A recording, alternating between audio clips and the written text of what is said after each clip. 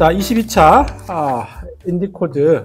오늘은 한국수출입은행 경협평가 부장이신 정송수 박사님을 모시고 앞서 강연을 들었습니다.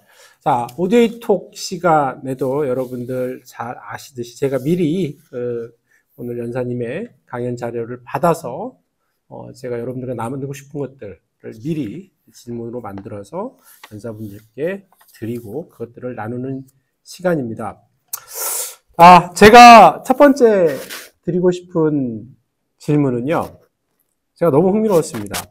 왜냐면 여러분들은 아까 뭐 저런 얘기가 있었어? 네, 저는 많이 들었거든요. 장충체육관이 필리핀이 진 거다. 심지어 저는 강연에서 그걸 공개적으로 얘기한 적도 있어요. 그 정도로 저는 그렇게 들었고, 자주 이렇게 들으니까 그런가 보다. 크로스체크나 팩트체크를 안 하고 했던 적이 있습니다. 경부고속도로 역시도, 대일 청구자금으로 했다. 뭐 이런 생각들을 어디선가 들었고, 크로스체크를 하지 못하고, 그거 역시도 어디선가 얘기를 한 적이 있는데, 그것들에 대해서 우리가 알고 있는, 잘못 알고 있었던 사실들에서 바로 잡아주셔서 너무 의미가 깊었습니다. 마셜 플랜, 한국이 최초의 수원국에서 공유국이 된, 되게 많이 하죠. 되게 많이 하는데, 국제개발명에 관심 있는 여러분들은 그 표현의 정확성을 다시 한번 확인하실 거라고 생각을 합니다. 어떤 조건을 붙이냐에 따라서 과연 마셜 플랜을 원조로 볼 수 있느냐. OECD 다 국가들이 지금 공유국이 된 나라들에 대해서 예전에 전후 복구 측면에서 했던 건데, 과연 그거를 그렇게 표현할 수 있겠냐. 아주 명확하게 잘 짚어주셨던 것 같습니다. 얘기를 들으면서 아마도 부장님은 제가 몰랐던 사실들, 우리가 잘못 알고 있는 편견들에 대한 그 사례들을 더 알고 계실 거라고 생각이 들어서 몇 개 좀 더 소개해서 달라고 제가 요청을 드렸습니다. 네. 저도 이제 개발 쪽을 하기 전에는 이제 그런 부분들에 대해서 그냥 받아들이는 입장이었는데, 제가 이제 학위 공부를 하면서 좀 파는 걸 좋아하는 것 같아요. 정말 이랬을까 하다가 이제 옛날 자료들을 이렇게 보면서 우리가 지금까지 생각해왔던 이런 부분들이 그냥 어떤 책자에서 나와 있는, 뭐 예를 든다 그러면은 지금 그 콜카에서 나와 있는 국제개발협력이라는 책자에 나오면 뭐라고 되어 있냐면 이렇게 되어 있어요. 일본의 공공차관에 의한 경부고속도로 건설, 대일 청구권 자금을 이용한 포항제철 설립, 세계은행의 공공차관에 의한 새마을운동, 이렇게 되어 있다 보니까 마치 어떻게 들리세요? 그거에 의해 가지고 경부고속도로가 지어지고 포스코가 건설되고 새마을운동이 세계은행에서 차관받아가지고 새마을운동을 했나? 이렇게 이제 일반적인 사람들은 다 그렇게 하고, 그 다음에 또 뭐 교수님도 실수를 하셨겠지만은 그런 부분들을 이제 책에서 읽었으니까 그걸 이제 우리가 사실은 보면 그걸 정확하게 뭐 이렇게 했다기보다도 우리가 그렇게 어렵게 생활을 해서 이렇게 경제 발전을 해왔다는 부분들을 오히려 좀 알려주다 보니까 아마 그렇게 되지 않았나 싶은 생각이 좀 드는데, 그런 부분들이 이제 뭐 공부를 하는 측면에서, 스터디를 하는 측면에서는 보면은 그런 부분들에 대해서 그래도 어느 정도였는지는 조금 살펴보고 이야기를 하는 게 더 맞지 않겠냐 하는 생각이 좀 들었습니다. 제가 좀 얼마나 좀 그 편집점 비슷하게 있는 거냐면은 KBS에서인가 어디서 하는 쌤과 함께라는 거 있잖아요. 거기에 강사님이 나오셔가지고 똑같이 우리 일본에서 받은 대일 청구권 자금으로 경부고속도로를 지었다고, 그래서 제가 KBS 그 편집하시는 제작진한테 메일을 보낸 적이 있어요. 그게 아니다라고 이야기를 했더니 뭐 답변을 아주 잘 주셨더라고요. 그럼 몰랐다고. 그래서 조금은 이제 기분도 좋아지고 좀 할 수 있는 그런 부분도 있는데, 여러분들이 아까 말씀드렸던 것처럼 경부고속도로는 그렇게 말씀을 드렸고, 우리가 또 보면 대일 청구 자금으로 사실 했다는 포항제철이라는 부분들이 제 고향이기도 합니다. 그 부분들이 실제로 보면은 그 돈이, 사실은 포스코는 지금 포항에만 5기가 지어져 있고 광양에도 또 6기가 지어져 있거든요. 그런 부분들이 실제로 1기하고 2기를 지을 때 사실 대일 청구권에 있는 자금들이 사실 들어갔습니다. 원래는 사실 지으려고 그럴 때 박태준 회장이 실제로 보면은 그 상업 차관을 들여와가지고 지으려고 했었죠. 그래서 이제 미국하고 계속 이야기를 하고 있다가 IBRD에 나와 있던 그 자문관께서 한국에서 뭐 굳이 철을 만들어 저기 신일본 제철에서 그냥 갖다 쓰면 되지. 이러한 의견을 주시면서 사실은 이제 상업 차관을 도입하는 부분들이 어려워져서 사실 이제 박태준 회장이 고민을 하다가 있는 부분들이 저기 다른 것 제일 먼저 들어가는 게 저기 지하철 1호선에 있는 철량이랑 그 다음에 저쪽 청량리에서부터 서울역까지 그 구간을 갖다가 사실 우리가 대일청권 자금으로 지은 거거든요. 그 부분들을 할 때 좀 남은 돈이 있어서 실제로 보면은 이제 그 돈을 좀 활용을 해야 되겠다 해서 그래서 1차 때 1기를 건설할 때 들어갔던 총 사업비가 1억 6,800만 달러 정도 됐습니다. 거기에 한 46% 정도인 7,696만 달러가 제일청권 자금으로 들어갔고, 그 다음에 2기를 지을 때 총 사업비가 3억 4천만 불 정도 들어갔는데, 그 중에 12.4%인 4,200만 불 정도가 대일청권 자금이 들어갔고, 나머지 자금들은 다 우리 예산 내지는 우리가 다른 나라에서부터 예산을 갖다 대출을 받아와서 사실 했던 부분들이라고 보시면 됩니다. 그리고 새마을 운동도 아까 말씀드리는 것처럼 IBRD에서 세계은행으로서 자금을 받아왔다 하지만 실제로 새마을 운동은 어떻게 보면 1970년 4월부터 시작을 해가지고 아직까지 새마을 운동을 하잖아요.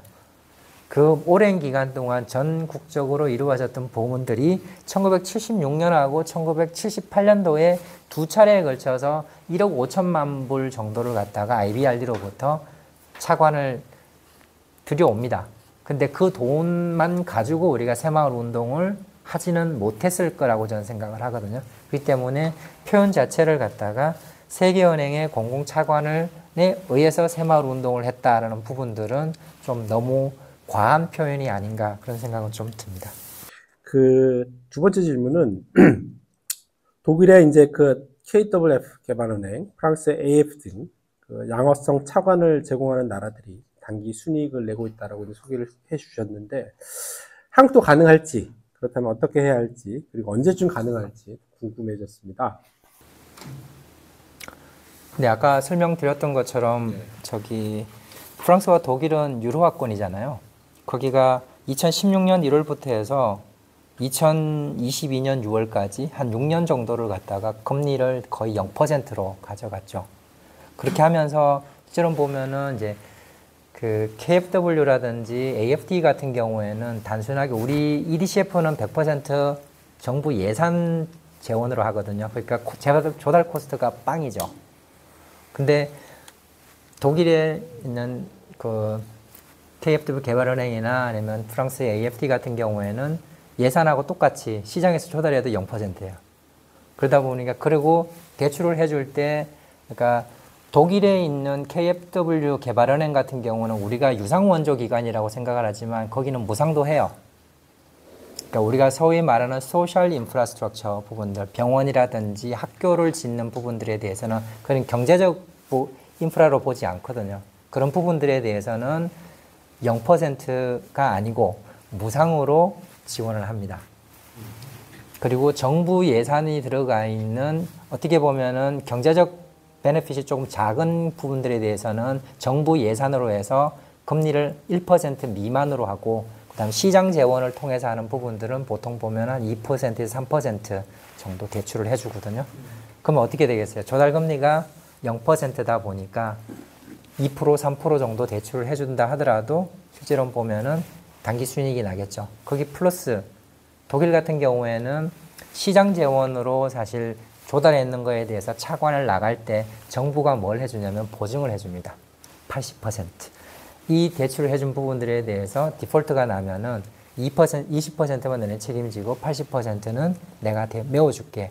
그러니까 실제로 보면은 땅 짓고 헤엄치는 장사를 할 수가 있는 거죠. 그런 측면을 좀 보면 있는데, 우리나라는 이제 그렇게 안 되는 부분들이 뭐 지금도 사실은 보면 이제 그런 예전에 쌓아놓은 단기 순이익으로 뭐 할 수는 있겠지만, 지금은 보면 달러든 아니면 유로화든 이제 기준금리가 상당히 많이 올라갔지 않습니까?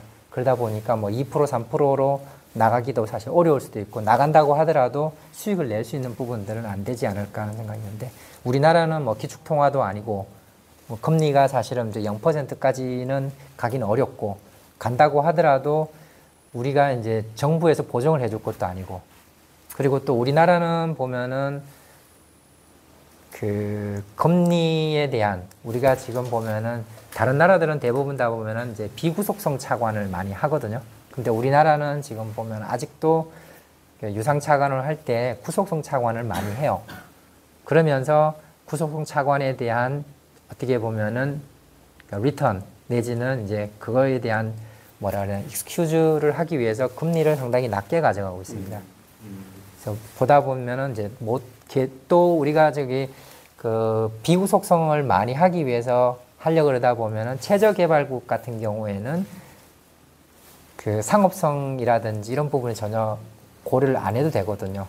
그러면은 이제 일정 수준 이상의 45%의 증여율만 나오면은 사실 그냥 지원을 할 수 있다. 50%를 지원할 수 50%만 넘으면 지원할 수 있기 때문에 못 사는 나라에 금리를 아주 낮춰가지고 구속성으로 0.01%로 사실 지원을 하다 보니까 실제로 보면은 이제 아무리 저기 지금 예산을 가지고 와서 한 부분들이 있긴 하지만 실제로 보면은 이제 수익을 내기는 되게 어려움이 있지 않겠나 그런 생각이 듭니다. 그리고 비구속성 차관 부분들에 대해서 정부도 많이 고민을 하고는 있는데 OECD 다학에서 피어 리뷰 동료 평가할 때도 보면은 비구속성 비율을 높이라고 많이 이야기를 하는데도 불구하고 아직까지도 못하는 부분들은 저희들이 ODA에 대해서 국민들한테 설문조사를 해보면은 그래도 아직까지는 조금 유지를 하는 건 어떻겠느냐 그런 이야기도 있기도 하고, 뭐 금리에서 조금 손해를 보더라도 뭐 EDCF가 단기 수익을 못 내더라도 어떻게 보면 우리 기업들이 좀 해외에 나갈 수 있는 기회를 좀 마련하는 부분들은 좀 필요하지 않겠냐 생각을 합니다. 네, 방금 마지막에는 잘 다시 썸머리가 발법을 해주셨듯이 단기 순이익을 낼 수 있다. 다만 단기 순이익을 내기는데 우리가 집중을 하다 보면 우리가 잃는 것들, 예를 들어서 지금은 이제 아마 우리도 이제 사업들을 할 때 우리 기업들이 참여할 수 있도록 구속성을 하는데 그런 조건들을 조금 더 풀어야 되는, 그래서 해외 기업들이 우리 EDC 참여할 수 있도록 좀 진입장벽을 낮추고 또 이자를 좀 높이면 충분히 가능하다. 하지만 말씀하셨던 것처럼 그랬을 때 또 이제 우리가 잃는 것들도 있기 때문에 현재 수준에서는 가능은 하나 여러 가지 이유 때문에 그렇다라고 말씀을 해주셨습니다. 감사드리고요. 세 번째 제가 드리고 싶은 것은 한국은 아직 DEG라든지 핀데브 같은 그 개발 금융기관 설립이 이루어지지 못하고 있습니다. 과연 필요할지, 필요하다면 설립을 위해 어떠한 노력과 도전 과제가 있는지도 이제 궁금해졌습니다. 네, 아까 뭐 강의 시간에서 말씀드렸는 것처럼 해외에 있는 선진 공여국들이 왜 DFI에 집중을 하냐면은 민간 재원이 필요하다는 부분들에 대해서 아까 설명을 드렸고, 그리고 추가적으로 하면은 이 기존에 우리가 ODA만 생각을 해보면은 이게 정부 재원을 가지고 지원하는 부분들을 대부분 다 ODA라고 해왔잖아요. 근데 이제 정부도 사실은 ODA를 위해서 예산을 무한정 이렇게 주는 부분들은 어렵지만 다른 나라들은 지금 벌써 시장이 이제 금융시장이 발달돼서 그런지 아예 DFI들은 보면은 어차피 민간에 나가는 부분들인데 이 DFI들의 맨데이트는 개발이라는 부분이 되어 있지만은 시장에서 조달해가지고 개도국에다가 이제 민간에다가 제공을 해주는, 그리고 나서 그걸 또 뭘로 잡느냐? ODA로 잡는다는 거죠. 근데 우리는 보면은 정부 예산만 가지고 열심히 지금 ODA를 하려고 하는데 다른 나라들은 보면은 시장에서 조달해서 그 했는 부분들도 다 ODA로 잡는단 말이죠. 그럼 물론 프리미엄이 있긴 하지만 ODA들은 어떻게 돼요? 9%, 7%, 6%를 해가지고 증여율로 계산해내는 부분들이 되는데 이쪽은 보면은 어떻게 되겠어요? 뭐 저쪽 제일 큰 부분들은 지분 투자 같은 게 13%, 그 다음에 9점 몇 프로, 7점 몇 프로 이렇게 하다 보니까, 그리고 또 허들도 없어요. 우리 ODA 부분들은 보면은 45%, 그 다음에 30%? 몇 프로인가 이렇게 증여율을 넘어줘야지 사실 되지만 아까 보셨던 건데 PSI는 보면은 허들이 얼마예요? 증여율? 0%. 일단 증여율만 나오면은 되겠죠. 그러니까 리스크를 지고 조금만 진다 그러면은 실제로 뭐 ODA 부분들은 실제로 보면은 그 나라에 저기 대출해주는 만큼 그다음에 내가 단기 순이익을 못 낸다고 하더라도 실제로 뭐 ODA로 다 잡을 국가적인 측면에서 보면은 그죠? 내가 DFI 기관을 가지고 있으면은 잘해서 돈도 벌고 잘해서 ODA도 잡고 어떻게 보면 1타 2피 할 수 있는데 우리나라는 보면은 그런 부분들을 할 수 있는 역량을 뭐 없어서 그럴지는 잘 모르겠지만 하여튼 우리나라의 ODA 가버넌스 부분들에 대해서 이 PSI에 대한 유상원주에 대한 거부감도 크지만 이 PSI에 대한 거부감도 아직까지 좀 있는 것 같고 그 다음에 정부에서 아니면 국회에서 이런 논의 부분들에 대한 좀 부족하다고 좀 표현은 죄송하지만 이런 논의가 조금 더 활발하게 이루어져야 되지 않겠냐 하는 생각은 좀 듭니다. 그래서 저희들이 아까 제가 맨 마지막 슬라이드에 말씀드렸던 것처럼 저희 수출입은행하고 EDCF에서는 보면은 그러한 DFI 역할을 할 수 있도록 하는 부분들 지금은 제일 이제 허들이라고 할 수 있는 부분들은 그거예요. DFI 부분들을 왜 DFI라고 부르는지 하면은 예전에는 해외투자금융기관이라고 했잖아요. DG 이렇게 돼 있는데 그들을 갖다가 DFI라고 부르는 이유는 보면은 Development Finance Institution이거든요. 그러니까 개발금융기관이에요. 그 개발금융기관에 라는 타이틀을 사실 가져가려면은 그 기관에 있는 목적, 정관에 나와 있는 목적 자체가 뭐로 되어 있느냐면은 개발이라는 맨데이트가 들어가 있어야 돼요. 근데 한국수출입은행은 사실은 뭐 EDCF라는 부분을 수탁해서 운영을 하고 이거는 EDCF 법에 따라 가지고 이건 개발로 할 수 있는 부분인데 수출입은행은 보면은 설립 목적이 개도국에 해외 투자하고 그다음에 자원 개발 그다음에 뭐 수출 이런 경제 협력 부분들에 대해서 맨데이트만 가지고 있지 그 나라의 개도국의 개발이라는 부분들에 대한 맨데이트가 없거든요. 그러다 보니까 DFI를 DG처럼 BC 그러니까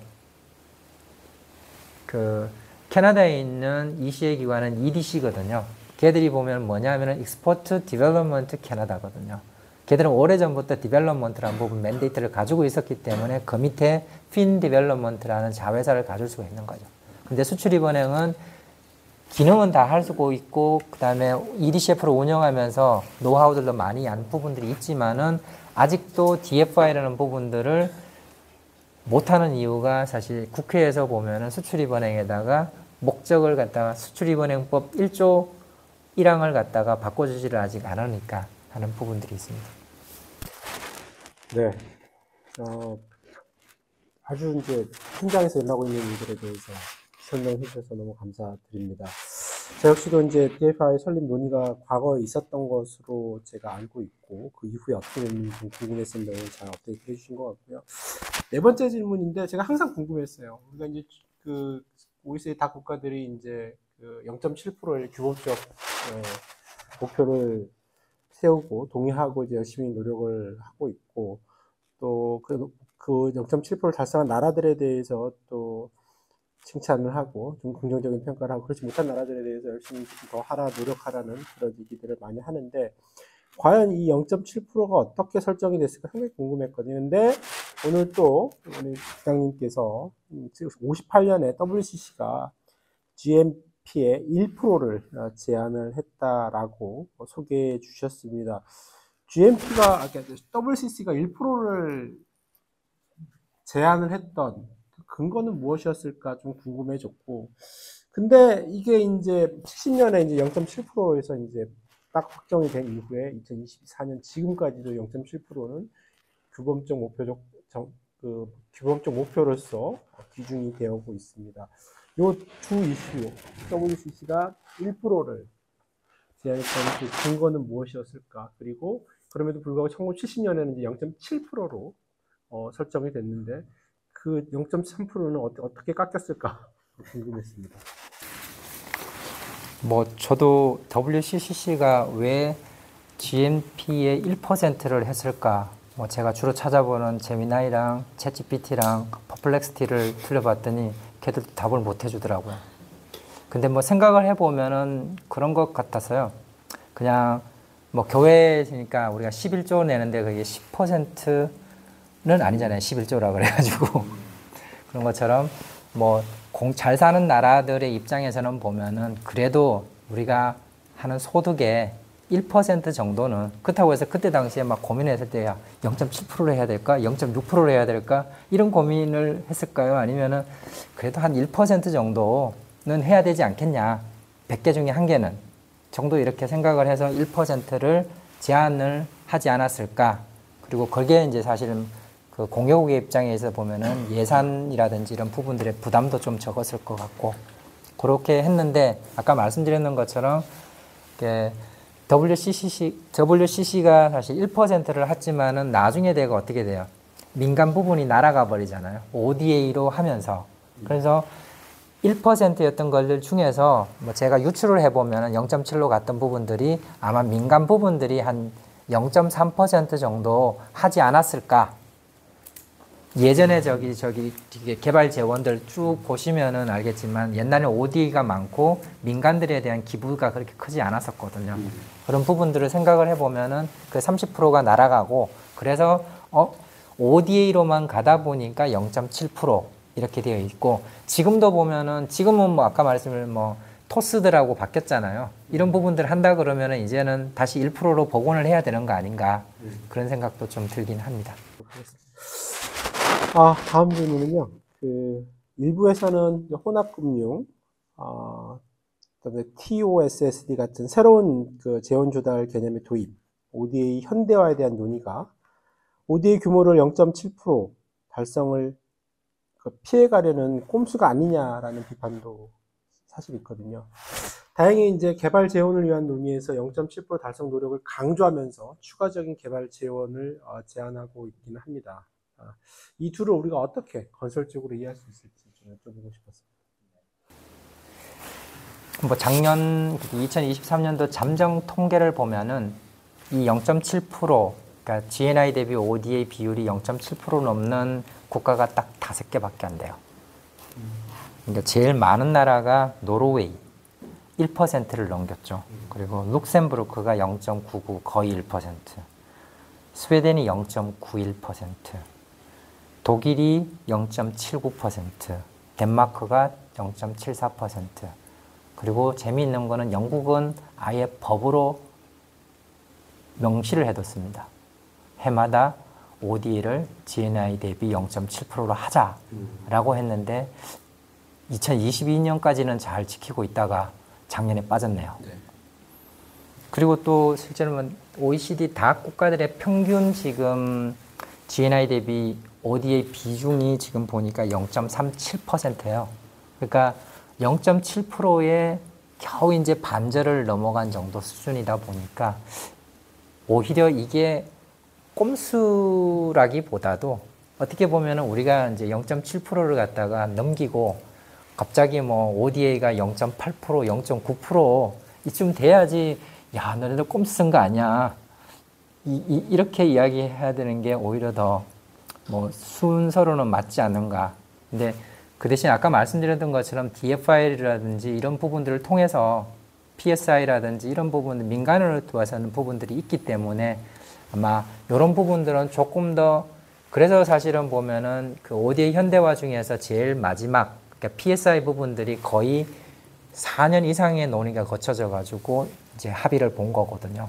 그런 부분들이 작년에 처음으로 이제 그 PSI에 대한 증여 등가액 부분들을 이제 보고를 하기 시작을 했는데 이제 그런 부분들은 점점 늘어나면은 이제 0.7%를 넘어가고 나면은 이제 교수님께서 꼼수를 쓴 게 아니냐 하는 부분들이 이제 탄로가 나겠죠. 근데 그 이전까지는 제가 봤을 때는 뭐 그런 부분들은 라기보다 어떻게 보면은 더 인센티브를 줘가지고 0.7% 우리가 한 번도 도달해보지 못했던 그 0.7%를 갖다가 ODA 각 국가들이 한번 달성해보면은 그런 형태로 그냥 뭐 순수한 ODA뿐만 아니고 이제 민간을 통한 PSI 부분들까지 다 합쳐서 한 번 더 그러한 0.7%를 달성을 해보자는 부분들에서는 조금 오히려 건설적으로 그렇게 생각하면 어떨까 싶습니다.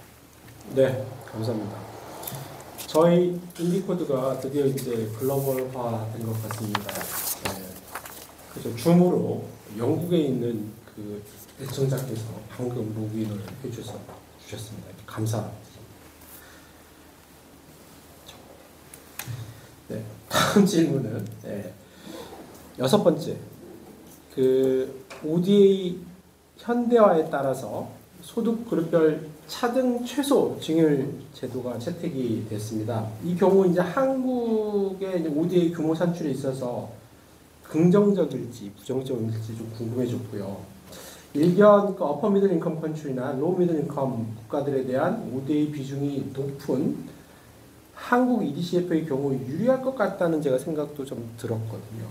특히나 이제 그 부장님께서 일본 같은 경우는 그 ODA 현대화 이후에 ODA 측정액이 41%나 증가했다라고 소개해 주셨는데 한국은 어떤지 좀 궁금해졌습니다. 네. 여기 질문 중에서 UMIC나 LMIC 국가에 대한 ODA 비중이 높은 한국 EDCF의 경우라고 말씀을 하셨는데 요거는 조금 현실은 MIC 국가들한테 많이 지원하기보다 저희들이 제일 많이 지원하는 국가들은 오히려 Least Development Countries, 그러니까 최저 개발국이나 그러니까 Low Income Country는 지금 전 세계 2개밖에 없거든요. 그렇기 때문에 저희들이 이제 제일 많이 지원하는 부분들은 LDC 최저 개발국이 제일 많고 거의 한 50%가 넘는다고 보시면 되고 그 다음에 있는 부분들이 이제 그 LMIC 로우 미들 인컴 여기는 이제 상업성을 하는 부분들이 있지만은 상업성이 없으면 타이드를 할 수 있는 국가고 어퍼 미들 인컴 같은 경우에는 저희들이 거의 지원을 안 하고 있습니다. 왜냐하면은 언타이드로 밖에 할 수가 없기 때문에. 근데 실제로 보면은 이제 저희들이 ODA 현대화를 통해 가지고 증여 등가액으로 바뀌면서 일본 같은 경우에는 증여 등가액으로 바뀌면서 긍정적으로 ODA 계상이 이루어진 부분들이 왜냐하면 상환액이 워낙 많았기 때문에. 근데 우리나라는 지금 보면은 이제 전체 지금 집행액에 대비 이제 들어오는 비중이 한 10% 남짓밖에 안 되거든요. 저희들이 뭐 사실 86년에 EDCF가 만들어져 가지고 조금씩 하다가 사실 이제 큰 규모로 사실 시작을 한 거는 이제 최근 뭐 다 가입을 하고 나서 이후 정도 이렇게 조금 가파른 상승세를 보이고 있으니까 그 이전에 나가는 부분들이 매년 조금씩 들어오는 부분들이 이제 저희들이 지금 집행하는 금액의 10%가 안 되는 상황이고 그러면은 순 지출액 방식으로 보면 어떻게 되죠? 100을 집행을 했는데 거의 10%밖에 아니니까 옛날 방식으로 한다면 우리는 90 정도가 잡히겠죠. 근데 저희들이 지금 아까 LDC 국가하고 그 다음에 뭐 로우 미들 인컴 컨트리하고 요즘은 프로그램 차관들을 또 많이 하다 보니까 증여율이 저희들이 한 70% 정도 된다고 보시면 돼요. 60에서 70% 사이면은 증여율을 곱하면 100을 했을 때 증여 등가격 방식으로 하면은 70%로 곱하면 얼마나 되겠어요? 70이 잡히겠죠. 그러면은 아까 순지출액 방식으로 했을 땐 90이 잡혔는데 증여 등가격 방식으로 하면 70밖에 안 잡히는 거니까 실제로 보면은 이제 긍정적이보다는 부정적으로 되는 거죠. 아까 말씀드린 일본 같은 경우에는 증여 등가격 방식을 하기 전까지는 보면은 이 순집행으로 할 때 심할 때는 어떤 데는 마이너스가 나올 정도로 예상 원조는 네. 그렇습니다. 네, 알겠습니다. 한 4개의 질문이 남았는데, 이번에 드리고 싶은 거는, 평화와 안보 지출도 ODA로 인정이 되게 됐습니다. 그런데 이제, 기준이 명확히 있을 것으로 보이거든요. 예를 들어서 이제 우크라이나 전쟁의 경우, 민주주의를 수호한다는 명분하에 무기를 우크라이나에 지원하고 있는데, 이건 명분상 옳다고 할 수 있으나 ODA 계상은 어려울 것 같다는 생각이 들었습니다. 과거에 이제 전통적으로 평화와 안보 분야에 대한 ODA가 인정이 되지 않았는데 최근에 인정이 됐고 그렇다면 아무래도 조금 더 명확한 기준이라든지 지침이 있을 것으로 보이는데 조금 더 소개를 해주시면 좋겠습니다. 네, 아까 저기 ODA 현대화 부분들에 있어서 이제 평화 평화와 안보 지출 관련해서 말씀드렸잖아요. 가장 크게 바뀐 게 기존에는 민간인에 대해서 7%만 잡았는데 이제 들어와서 7%는 그대로 두고 추가적으로 군인, 경찰에 대해서 각각 4%씩을 더 잡을 수 있도록 이렇게 되어 있습니다. 대신 이제 이런 부분들이 군인 같은 경우에는 아까 말씀드린 것처럼 UN PKO, 그러니까 평화 유지 활동을 하는 부분들에 대해서만 제약적으로 되어 있고, 실제로 보면은 이제 경찰들이란 부분들에 대해서는 실제로 보면은 저희들이 그런 이제 시스템적으로는 지원할 수는 있어요. 근데 여기서 이야기하는 경찰이라는 부분들은 그 경찰 자체를 보셔야 될 것 같고요. 그리고 ODA로서 평화와 안보 부분 중에서 보면은 이제 경찰 부분들은 군인이 아니잖아요. 보통 소속이 어디로 돼 있어요? 일반적으로 내무부 소속이 되어 있어가지고 행정으로 보거든요. 그래서 경찰한테 자체적으로 들어가는 부분들은 4% 부분들밖에 안 되지만 실제로 보면은 저희들이 뭐 CCTV를 갖다가 경찰청에다가 지어준다든지 아니면은 이제 그 인근 해안에 보면은 이제 그 해양 경찰을 하기 위해서 저희들이 뭐 거기에 있는 보트를 갖다가 공급을 해준다든지 이런 부분들은 100%로 다 잡을 수는 있습니다. 근데 우크라이나 전쟁처럼 그러한 부분들이 뭐 UN PKO 활동에 들어가지도 않고 실제로 보면은 그런 부분들에 있어서 어떤 군사적인 부분들이 들어가 있는 부분들에 했던 지원들, 미국 같은 경우에는 지금 돈을 많이 지원하고 있고 뭐 독일이라든지 프랑스는 무기를 많이 지원하고 있는데 이런 부분들은 ODA로 잡히지는 않는다고 보시면 됩니다. 네, 명확하게 설명해 주셔서 감사합니다. 저 역시도 굉장히 많이 공부가 됐습니다. 그래서 명확하게 PKO에 대한 예산, 그리고 그 중에 이제 4% 각각 군정부 4%만 인정이 된다라고 얘기했습니다. 다음 여쭤보고 싶은 거는 난민 얘기인데요. 우리 여기 오늘 오신 분들 아마 아실 수도 있고 또 처음 듣는 얘기였을 수도 있을 것 같은데, 난민에 대한, 그러니까 국내, 그러니까 공여국에 정착한 난민들에 대한 지원도 원조 ODA로 예상이 됩니다. 한국도 아프가니스탄 한국 지원 인력에 대해서 난민 지위를 인정을 하고 한국으로 이송 작전을 펼쳤습니다. 한국에 정착한 난민 지원 비용도 ODA로 계상되고 있는지 궁금해졌습니다. 왜냐하면 여러분 아시는 분 아시겠지만 EDCF가 한국 전체 한국의 원조를 이제 총괄 그 통계를 취합하는 기관이거든요, 한국에서. 그래서 오늘 부장님께서 오셨기 때문에 제가 이 한국 그 난민 관련된 지원이 ODA로 잡히고 있는지, 어느 정도 잡히고 있는지 좀 궁금했었습니다. 네.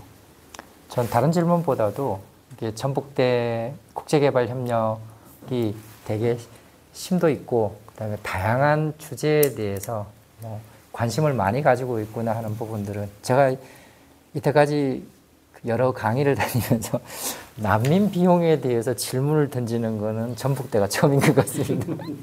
그만큼 되게 그 국제개발협력에서 다양한 주제 그리고 다양한 깊이 있게 공부를 하는 곳이 또 전북대구나 하는 자부심, 옆에 있는 사람이 가지는 그런 또 좀 있었습니다.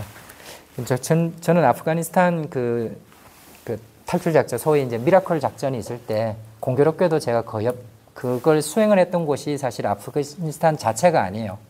그 옆에 있던 파키스탄이었거든요.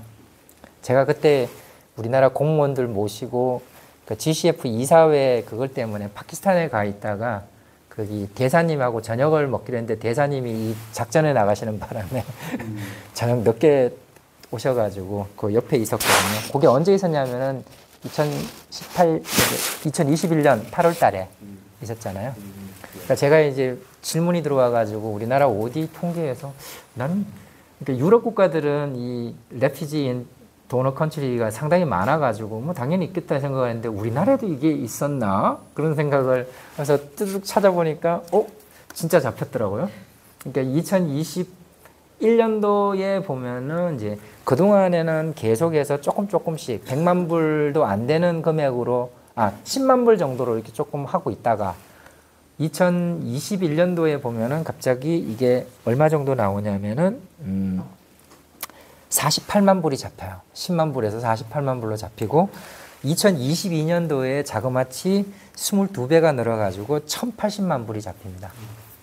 이렇게 잡힌 이유가 아마 2021년 8월 달에 거의 400여 명에 가까운 사람들이 국내에 들어왔고 여기에 대한 지원을 하다 보니까 한 1080만 불 정도가 들어가지 않았을까. 아까 보셨을 때처럼 1년 단위로 사실 가잖아요. 그렇게만 생각을 해보면은 되는 것 같고, 제가 통계를 이렇게 봤더니 저는 그 레퓨지에 대한 비용이 없을 거라고 생각했는데 이게 보니까 2018년도부터 우리나라에 잡히기 시작을 했어요. 2018년도에 무슨 일이 있었을까요? 그것이 알고 싶다. 그쵸? 예멘 난민들이 그동안에 별로 안 오시다가 2018년도에 말레이시아를 통해 가지고 거의 500여 명이 한꺼번에 난민 신청을 합니다. 그래서 뭐 국가인권위에 뭐 다양한 교회 다니시는 분들이 뭐 저기 그것도 내시고 저기 민원도 내시고 막 했는데 어쨌든 다 저희들이 받아들여기 했었고, 그때 당시에 아마 우리나라의 난민에 대한 ODA가 처음 잡힌 것 같아요. 그때 당시에 한 10만 불에서 20만 불 정도 이렇게 했고, 본격적으로 사실 된 거는 이제 미라클 작전으로 인해서 아프가니스탄에 있는 그 저기 우리를 도와주셨던 그러니까 대사관이라든지 한국군이 그때 많이 아프가니스탄에 머물렀잖아요. 도와줬던 분들을 데리고 왔던 그게 전도되는 것 같습니다. 궁금하실 것 같아가지고 영국은 보니까 총 ODA의 한 29%인 45억 불을 갖다가 남 비용으로 ODA를 잡고 있고요. 그 다음에 이탈리아가 한 23%인 14.8억 불 정도. 독일이 13%인데 엄청납니다. 48억 불. 아까 말씀드렸는 것처럼 미국은 총 ODA의 13%인 78억 불을 갖다가 남 비용으로 잡고 있는 상황입니다. 어마어마하네. 거의 우리나라 돈주 규모랑 맞먹거나 큰 나라도 있는 것 같아요. 미국이 아까 봤으니까 우리나라가 작년 2022년도에 28억 불을 했거든요. 근데 2.8배 미국이. 네, 한 2개 질문 정도가 남았는데, 이번 질문은, 저도 좀 금융 주식이 좀 잘 몰라요. 금융 꽝인데, 제가 이렇게 쭉 오늘 강연하시는 걸 들으면서 보니까, PSI와 DFI의 경계가 상당히 모호한 것처럼 보이고, 또 일견 수은이 EDCF가 DFI 기관으로서 PSI를 하고 있다고 해도 과언이 아닌 것 같다라는 생각을 했습니다. 제 생각이 제가 잘못 본 것인지 아닌지 좀 궁금해졌습니다.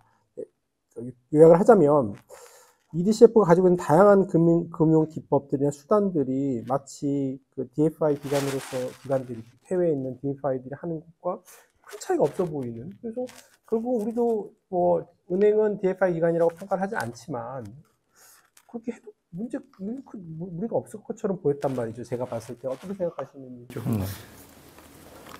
뭐 PSI랑 DFI 간에 어떤 경계가 있다기보다도 여기 PSI는 어떻게 보면은 이제 DFI가 제공하는 하나의 수단들, 아까 말씀드린 지분 투자든지 아니면은 뭐 대출이든 메자닌이든 보증이든 이렇게 나가는 부분들을 DFI들은 원조 기관들하고 구분해서 많이 생각하는 부분들은 둘 다가 뭐가 차이가 있냐면은 공통점은 있어요. 개발을 한다는 개발 맨데이트를 가지고 있는 부분들인데 이제 차이점이라고 이야기를 하면은 그 원조 기관들, 유상 원조 기관들은 보면은 정부 예산으로 대부분 다 움직이는 부분들이라고 보시면 되고, 그래서 대부분 다 어디다가 수원국 정부한테 주는 부분들이라고 보시면 되고, 이게 DFI들은 보면은 민간에서 재원을 조달해 가지고 어디다가 수원국에 있는 민간한테 지원하는 거죠. 어떻게? PSI라는 Private Sector Development Instrument라는 방법으로. 그런 부분들이 실제로 보면은 민간 금융기관하고 똑같습니다. 민간 금융기관들도 뭐 사실 지분 투자도 하고 대출도 하고 보증도 하고 다 하잖아요. 근데 민간 금융기관들하고 차이점은 뭐냐면 DFI들은 데피니션 자체가 그렇게 돼 있잖아요. Development Finance Institutions라고 돼 있기 때문에 개발 금융기관이죠. 수출입은행도 사실은 보면 다 하죠. 지분 투자도 하고 대출도 하고 메자닌도 하고 보증도 다 하지만 수출입은행은 아까 말씀드렸잖아요. DFI가 되기 위해서는 뭐가 필요하다? 맨데이트, 개발이라는 부분들이 수출입은행의 목적의 하나로 들어가 있어야 된다는 거죠.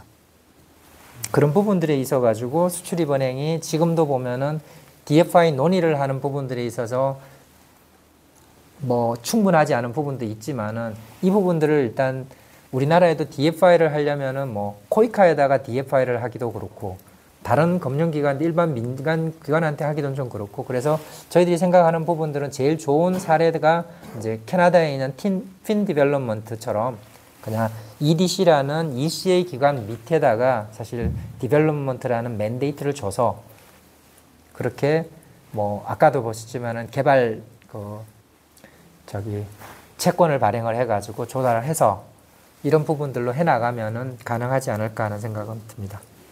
그래서 DFI는 원조 기관하고 다르고 그다음에 민간 금융 기관하고도 다르다는 부분들은 그렇게 해서 그 DFI들이 하는 부분들을 PSI라고 보시면 될 것 같습니다. 네. 마지막 질문입니다. 한국도 채무 조종 사례가 있는지 궁금했습니다. 당연히 유상 원조를 하고 있으니까 채무 구제를 하고 있습니다. 뭐 가장 비근한 부분들이 사실은 이제 코로나를 거치면서 제일 먼저 왜냐하면은 그 미국이 사실 금리를 갑자기 얼마나 올렸어요? 5%로 올렸잖아요. 그다음에 유로도 지금 이제 조금 내리긴 했지만 4% 정도까지 올라가다 보니까 그동안에 봤던 그 차관들이 다 어떻게 됐어요? 쭉 올라가죠. 특히 고정금리로 안 받고 변동금리로 받았던 부분들, 라이보, 지금은 없어졌지만 이제 소파로 되는 부분들, 변동금리로 바뀌었던 데는 기준금리가 올라가면 팍 올라가는 거죠. 가뜩이나 힘든 데다가 금리 올라갔죠? 코로나 거쳤죠? 그러니까 어떻게 되겠어요? 배째 이렇게 나오는 나라들이 조금씩 생겼죠. 스리랑카, 가나, 이런 나라들이. 그러니까 저희들이 이제 2015년인가? 저희들이 파리클럽에 가입을 했죠. 그러니까 국제 공공채무에 대한 부분을 협의하기는 곳이 이제 파리클럽이거든요. 민간 부분들은 이제 저쪽 런던 클럽에서 하고 있고 이런 부분들 할 때 거기 들어가가지고 이제 스리랑카랑 가나에 대해서 채무 재조정을 갖다가 지금 합의는 다 끝났고요.